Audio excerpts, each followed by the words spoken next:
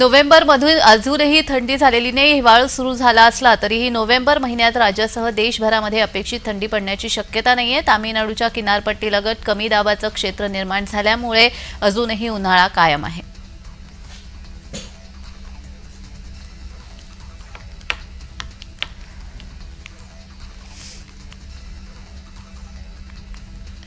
कोल्हापूर करवीर तालुक्यामधील गांधीनगर येथे बाजारपेठेमध्ये मुख्य रस्त्यावरील गुरु नानक पेट्रोल पंप शेजारील राम कटलरी या व्यापारी 3 मजली इमारतीला मध्यरात्री अचानक आग लागली। अग्निशमन दल कोल्हापूर महानगरपालिका यांनी ही आग आटोक्यात आणली।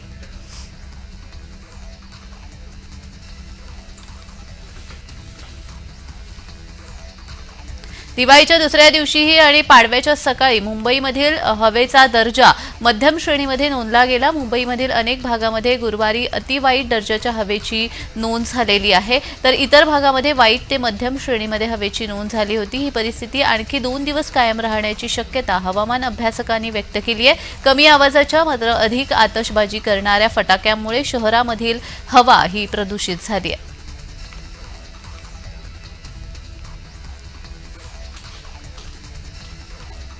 भाऊबीजेनिमित्त मध्य हार्बर आणि पश्चिम रेल्वेने रविवारी घेण्यात येणारा नियमित मेगा ब्लॉक रद्द केलेला आहे। यामुळे मुंबई आणि उपनगरातील प्रवाशांना मोठा दिलासा मिळणार आहे। रविवारी भाऊबीज असल्यामुळे आणि आपल्या बहिणीला किंवा सासरी गेलेल्या मुलीला आपल्या घरी दिवाळीला आणण्याची प्रथा असल्यामुळे भाऊबीजेला प्रवाशांना सुविधा देण्यासाठी रेल्वेने मेगा ब्लॉक रद्द केलाय। या दिवशी प्रवासी वाहतुकीची प्रचंड गर्दी होत असते, त्यामुळे प्रवाशांना त्रास होऊ नये यासाठी हा निर्णय घेण्यात आल्याचं रेल्वे प्रशासनाकडून सांगण्यात आलंय।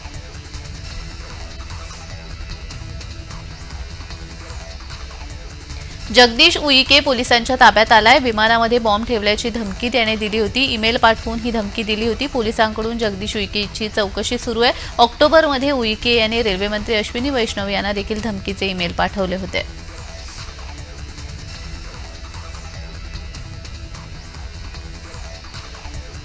दिवाळीमध्ये लक्ष्मीपूजनाच्या निमित्ताने विविध पूजन करण्याची एकनाथ खडसे यांच्या परिवारामध्ये परंपरा आहे। या परंपरेप्रमाणे एकनाथ खडसे यांनी आपल्या मुक्ताई नगर येथील निवासस्थानी लक्ष्मीपूजन करून दिवाळी सण साजरा केलाय।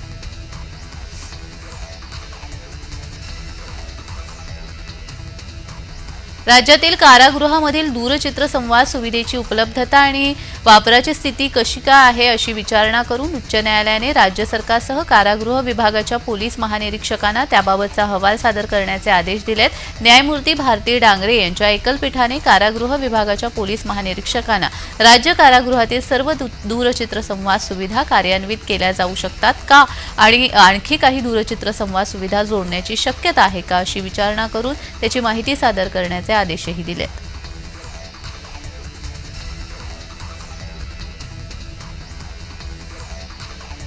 माटुंगा शिधावाटप कार्यालयामध्ये शॉर्ट सर्किटमुळे आग लागली होती। माटुंगा पोलिसांच्या तत्परतेमुळे सुदैवाने मोठी दुर्घटना टळली आहे। शिधावाटप कार्यालयाच्या मागेच पोलीस क्वार्टर्स आहे। पोलीस अधिकाऱ्यांनी आग पाहिल्यानंतर तातडीने मदतीसाठी हाक मारली। अग्निशमन दल वेळेवर पोहोचल्यामुळे मोठा अनर्थ टळला।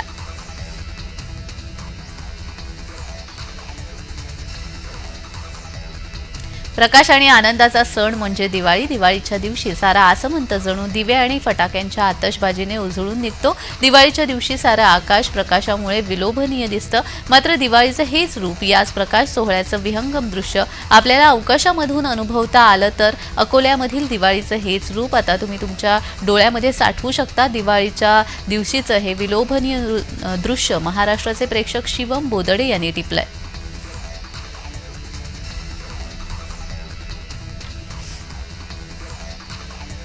विधानसभेच्या निवडणुकीच्या अनुषंगाने यंदाची दिवाळी अधिक गोड होते। सर्वत्र राजकीय नेत्यांच्या घरी दिवाळी जल्लोषात साजरी होते। राष्ट्रवादीचे आमदार अमोल मिटकरी यांच्या निवासस्थानी लक्ष्मीपूजन झालं। मात्र या लक्ष्मीपूजनाला महाराष्ट्राचे मुख्यमंत्री म्हणून अजित पवार लाभो असं साकडं मिटकरींनी घातलंय।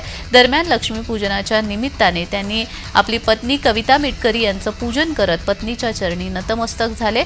शिवाय लक्ष्मी म्हणून पत्नीचा आशीर्वादही घेतला। यासोबतच आई आणि मुलीचं देखील पूजन केलंय।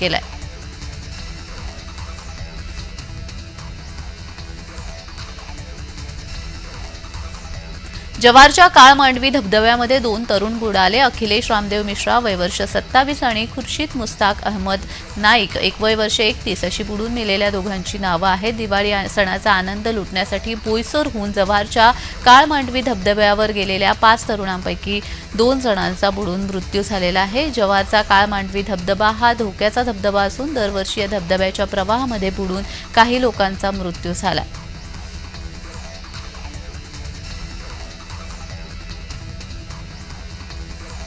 सोलापूरमधील मातंग समाज आक्रमक झालेला आहे. सिद्दी कदम यांची उमेदवारी रद्द झाल्यामुळे आक्रमक झालाय. सिद्दी कदम यांना मोहोळ विधानसभेची अधिकृत उमेदवारी जाहीर करण्यात आली होती. राष्ट्रवादी शरद पवार गटाकडून ही उमेदवारी जाहीर करण्यात आलेली होती. राष्ट्रपती जिल्हाध्यक्ष बळीराम साठे यांना मातंग समाजाने घेराव घातलाय. सिद्दी कदम यांना उमेदवारी देण्याची मागणी करण्यात आली आहे.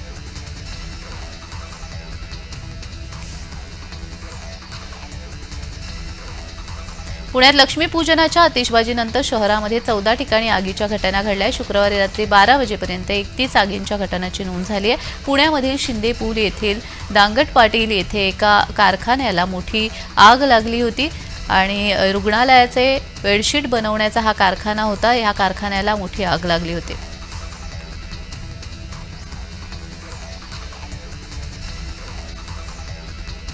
उपमुख्यमंत्री देवेंद्र फडणवीस यांनी सहपूजन लक्ष्मीपूजन केलंय. पत्नी अमृता आणि मुलगी दिविजा सोबत त्यांनी सहकुटुंब सहपरिवार लक्ष्मीपूजन केलेलं आहे. सागर बंगल्यावरती हे लक्ष्मीपूजन करण्यात आलं.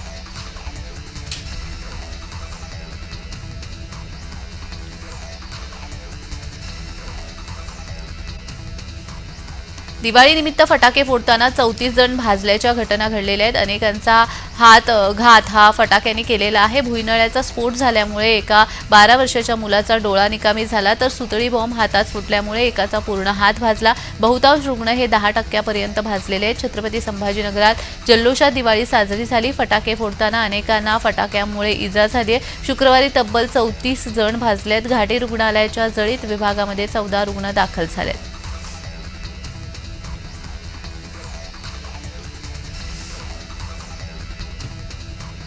सिल्लोड तालुक्यामधील भराडी येथे चरण्यास गेलेल्या मेंढ्यांनी मक्याची कणसं खाल्ल्यामुळे 200 पैकी 20 मेंढ्या दगावल्यात, तर 45 मेंढ्यांवर उपचार सुरू आहेत. सिल्लोड तालुक्यामधील भराडी येथे गट क्रमांक 15 या ठिकाणी श्री शनेश्वर संस्थानचे पीठाधीश सुखदेव महाराज यांच्या 200 ते 250 मेंढ्या चरत असताना रात्रीला काही मेंढ्यांना चक्कर येऊन त्या पडू लागल्या आणि त्यानंतर ही घटना समोर आली.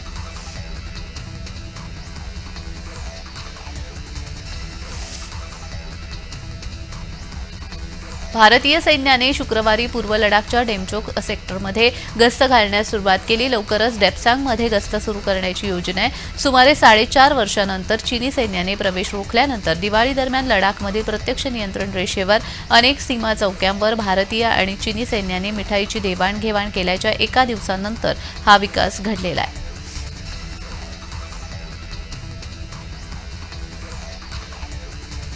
काँग्रेसचे प्रदेशाध्यक्ष नाना पटोले हे भंडारा जिल्ह्यामधील सुकळी गावी दिवाळीच्या सणानिमित्त लक्ष्मीपूजन करत असतात. भारतीय संविधानाचं पूजन करून त्यांनी प्रतिज्ञा घेतली आहे.